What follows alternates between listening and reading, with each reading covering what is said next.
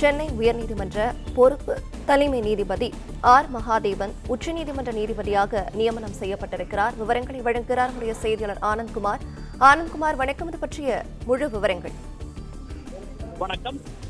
சென்னை உயர்நீதிமன்றத்தின் பொறுப்பு தலைமை நீதிபதியாக உள்ள ஆர் மகாதேவன் உச்சநீதிமன்ற நீதிபதியாக நியமித்திருக்கிறார். இதற்கான உத்தரவை குடியரசுத் தலைவர் பிறப்பித்திருக்கிறார்.